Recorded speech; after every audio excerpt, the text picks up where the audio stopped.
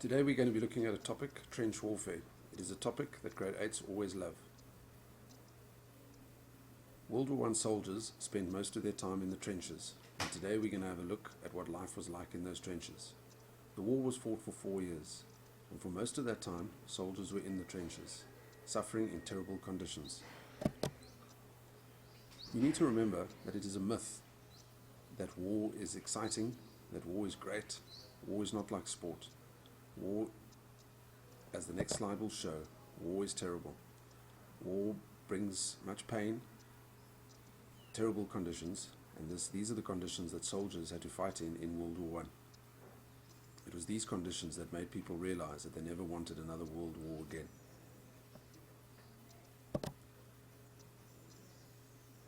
This is an aerial photograph of Artois in France, on the Western Front, where most of the trenches were. On the right hand side of this photograph you can see the German trenches, and on the left hand side the British trenches. In the middle is an area known as no man's land. No man's land was the area between the two sets of trenches.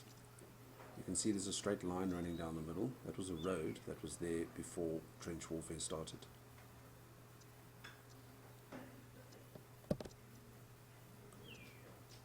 What were the trenches like? Well, they were about 2 meters deep, 2 meters, so that a man standing in the trench would not have his head sticking out the top. If his head were to stick out the top, he could obviously be shot. So most men are just under 2 meters, and therefore that is the depth that they dug the trenches to. The area in the middle, as I've said before, was no man's land, and if you stuck your head out at any stage or there was any movement in the opposition trench, there would be rifle and machine gun fire would spatter across no man's land.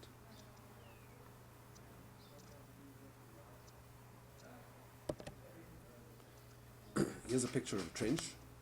It gives you a good indication, although very simple, gives you a good indication of what a trench was like.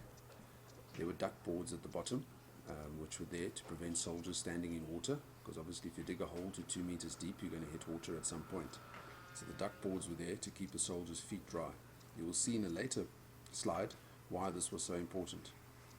There was also a fire step that soldiers could stand on in order to look over the top of the sandbags and shoot. There were sandbags at the top, both in front and behind, to protect soldiers from gunfire and from shrapnel. The barbed wire was there just in case the enemy decided to charge, and it would obviously prevent them from getting into the opposition trenches.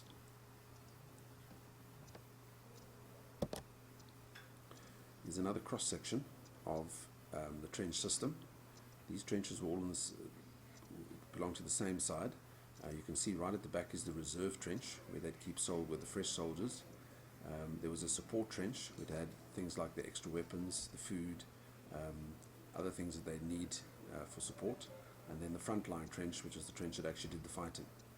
You can see the many craters where artillery shells had landed. And you can see right at the back, on the far right, you can see the British artillery waiting to shoot over the top of their trenches into the German trenches. Of course, you could have an aeroplane flying overhead, which would be an extra problem for those in the trenches. This photograph, which you saw right in the beginning, is a photograph of a British trench in France in July 1916, and this photograph was taken at the Battle of the Somme, which was one of the bloodiest battles of World War I. This is a drawing of what a World War I soldier had to carry with him and the way he was dressed.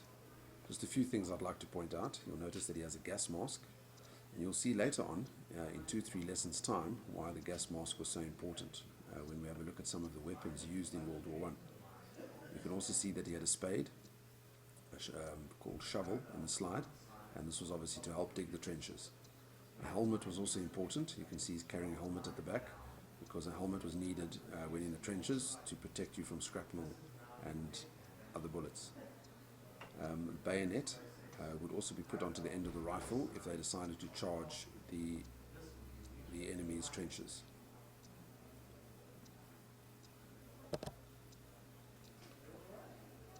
Life in the trenches, as I've mentioned before, was not pleasant. They stayed in these trenches all the time. They slept in the trenches. They ate in the trenches. And they spent this time in the trenches whether there was sun, whether there was rain, whether there was snow. European winters can be particularly harsh, and therefore there must have been a lot of suffering in these trenches.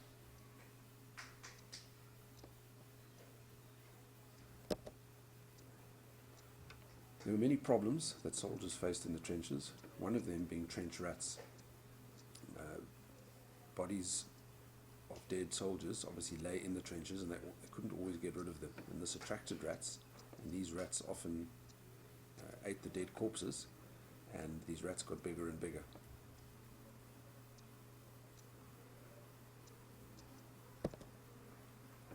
Of course, there were positives of the rats as well. And in this particular scene, you can see that there are German soldiers that are drying out rats that they've caught so that they can eat rat biltong, a delicacy of World War I trench warfare.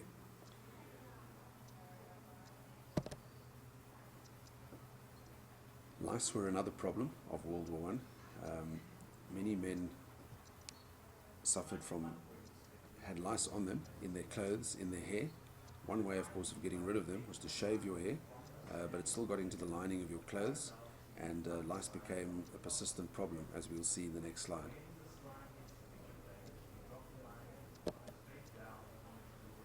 Trench fever.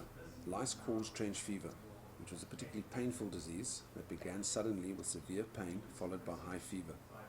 The problem was that during the war, they never actually realized that trench fever was caused by the lice. This was only discovered in 1918, towards the end of the war. Although it never really caused many deaths, it did cause many soldiers to get very sick. Some of the symptoms of trench fever were headaches, skin rashes, inflamed eyes, and leg pains.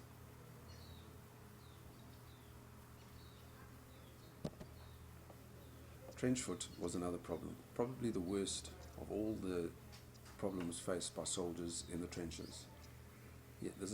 Trench foot is a fungal infection caused by standing in water for long periods of time. It would obviously not be too pleasant to get this, as you can see in this photograph. What was trench foot? It was a fungal infection of the feet caused by cold, wet, and unsanitary trench conditions. It could turn to gangrene and result in amputation. Trench foot was more of a problem at the start of trench warfare. As conditions improved in 1915, it rapidly faded, although a trickle of cases continued throughout the war. One of the ways that they stopped trench foot was to put the duck boards into the trenches so that soldiers were not standing in the water. An interesting fact is that 250,000 British soldiers were amputated in some form or another during the war. Not all caused by trench foot, but it was one of the causes of amputation. Why did soldiers fight in the trenches? What was the reason for World War I being a war of trenches? Well, it was because of the weapons. Man and improved technology had come up with new weapons such as tanks, machine guns, artillery, gas, aeroplanes, and so these new weapons caused soldiers to look for protection, and one of the ways of protecting themselves was to dig themselves into trenches. So trench warfare really came about through necessity. Here's another photograph of a British Vickers machine gun, which could obviously do lots of damage to the enemy if fired upon. So it was because of these weapons that soldiers looked to the trenches for protection. This is a map of the Western Front in France in 1914, which gives you an indication of where most of the trench warfare took place. You can see Germany is on the top right, with France being on the bottom left. Most of World War I was fought in this area, and it became known as the Western Front. Trench warfare. This was their new tactic in war. After the war, it had left horrific scars. People suffered in these trenches, and it is because of this that many did not want to have another world war again.